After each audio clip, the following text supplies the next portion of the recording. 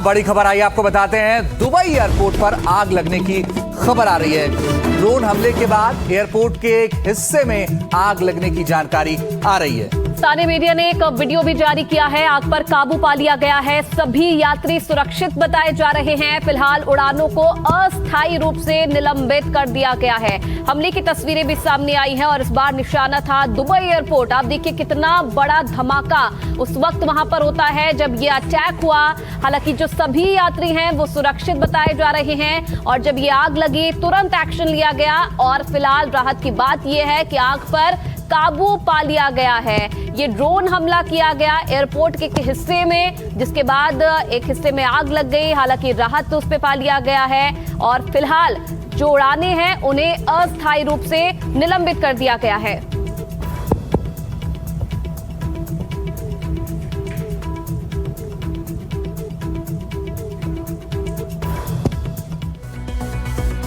इधर तेल अवीव पर देर रात ईरान ने एक हमला किया है। तेल अवीव पर ईरान ने कई मिसाइलें बरसाई है। डिफेंस सिस्टम को चकमा देने का दावा भी ईरान की तरफ से किया गया है। और साथ ही तेल अवीव में सुनाई दिए भीषण धमाकों की आवाजें तेल अवीव में आई हैं। उसकी आवाजें आप सुन भी सकते हैं।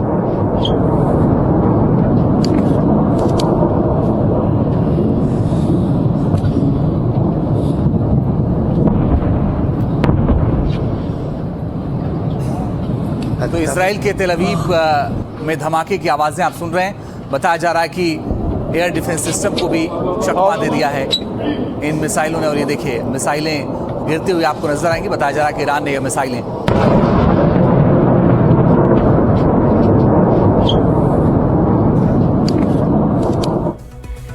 तो अमेरिका और इजराइल के हमले लगातार ईरान की जमीन दहला रहे हैं। अमेरिका का दावा है कि वो ईरान को युद्ध करने की क्षमता को लगातार खत्म कर रहा है। तो वहीं इजराइल का कहना है कि ईरान के 70% से ज्यादा बैलिस्टिक मिसाइल लॉन्चर तबाह हो चुके हैं। ईरान के सैन्य ठिकाने, लड़ाकू विमान, सैन्य इमारतें सभी अमेरिकी और इजरायली तोपों के निशाने पर हैं। अमेरिकी सेना एक एक सैन्य ठिकाने को चुन चुन कर तबाह कर रही है और सबूत के तौर पर उसका वीडियो भी जारी करते हैं। उसका दावा है कि ईरान की युद्ध में टिके रहने की क्षमता लगातार कम हो रही है। इजरायल ने भी दावा किया है कि उसने ईरान के 70% से अधिक बैलिस्टिक मिसाइल लॉन्चरों को तबाह कर दिया है। 700 से अधिक मिसाइल ठिकानों पर हमले किए गए। आईडीएफ का कहना है कि इजरायल उन ठिकानों और बुनियादी ढांचे पर हमले जारी रखेगा जो ईरान के परमाणु कार्यक्रम को मजबूत करने और छिपाने के प्रयासों से जुड़े हैं। रविवार को ईरान के कौम शहर में एक कंक्रीट फैक्ट्री पर इजरायल ने हमला किया, जिससे भारी नुकसान पहुंचा। एजेंसी ने आगे बताया कि कारखाना आधुनिक हल्के निर्माण सामग्री का उत्पादन करता था और इसमें 110 कर्मचारी काम करते थे।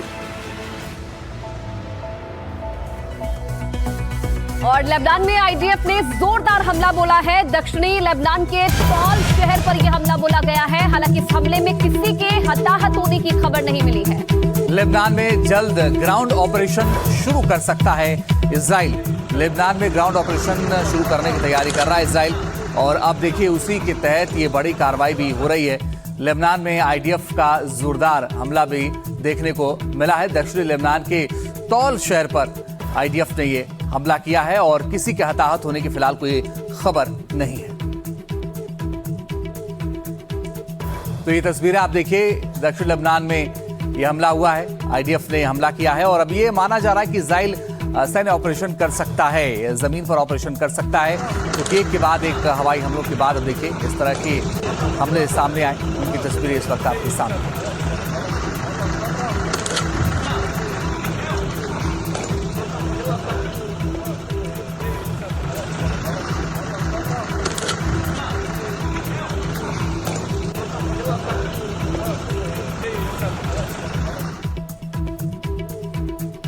और ईरान के साथ साथ इजराइल ईरान का साथ देने वालों पर भी हमले कर रहा है। खासकर लेबनान पर इजराइल का कहर जमकर बरस रहा है। वहां बम बरसाने के साथ इजराइल ने ग्राउंड ऑपरेशन भी शुरू कर दिया है।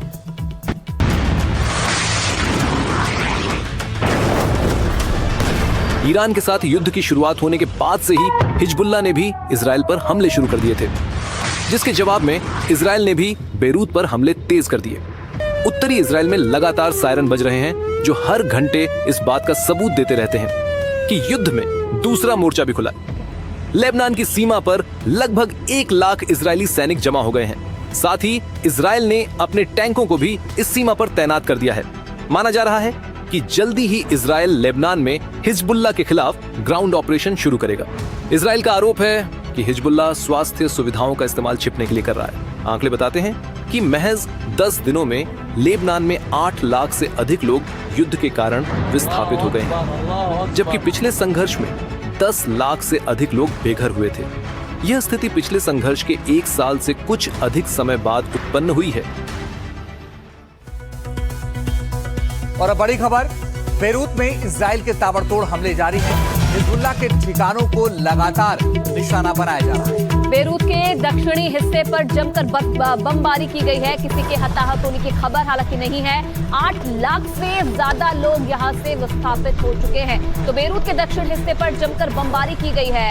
आपको बता दें कि जिस लगातार जो है हिजबुल्लाह भी इजराइल पर हमले कर रहा था और उसी का जवाब देते हुए अब इजराइल ने भी कई जो बमबारी है वहां पर की है। तस्वीरें भी सामने आई हैं। आप देखिए ये इलाका और वहां पर जमकर बमबारी की गई है।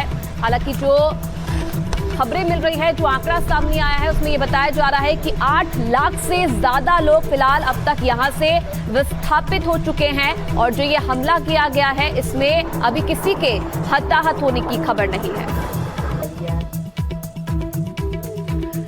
अमेरिका और इजराइल के हमलों का जवाब देने के लिए ईरान भी लगातार बमबारी करता जा रहा है। तेल अवीव के कई इलाकों में भी ईरान के बम इमारतों को नुकसान पहुंचा रहे हैं।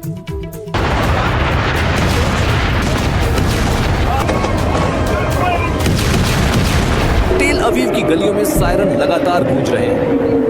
अपने ऊपर हो रहे हमलों का जवाब देने में ईरान भी किसी तरह की कमी नहीं रख रहा है, बल्कि वो अमेरिका के सैन्य ठिकानों और इजराइल के रिहायशी इलाकों को भी दहला रहा है। युद्ध शुरू होने के बाद से ईरानी मिसाइल हमले में 12 लोग मारे गए हैं और कई घायल हुए हैं। रविवार को भी हमलों में 3 लोग घायल हो गए थे। कई मोर्चों पर तो ईरान के रॉकेट इजराइल के डिफेंस सिस्टम को भी भेद कर निकल जा रहे हैं। आयरन डोम को भेद कर ईरान के रॉकेट इजराइल की इमारतों को नुकसान पहुंचा रहे हैं। उधर हिजबुल्लाह भी ईरान का लगातार साथ दे रहा है। इजराइल के सैन्य ठिकानों पर लगातार उसके रॉकेट हमले हो रहे हैं। हमलों के घेरे में इजराइल के साथ साथ कई और खाड़ी के देश भी उसके निशाने पर हैं। इराक में अमेरिका सैन्य बेस पर रविवार को हुए धमाके इस बात का सबूत है। उधर यूएई में भी अमेरिकी सैन्य बेस ईरान की मिसाइलों के निशाने पर आ गए।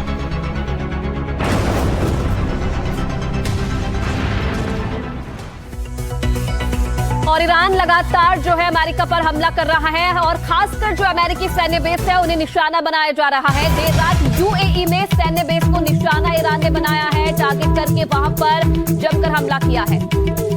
अरब देशों में जो अमेरिकी सैन्य बेस है उसको ईरान लगातार निशाना बना रहा है और देर रात यूएई में जो अमेरिकी सैन्य बेस है उसको निशाना ईरान ने बनाया है। मिसाइलें दागी हैं, उनकी तस्वीरें भी अब सामने आ गई हैं।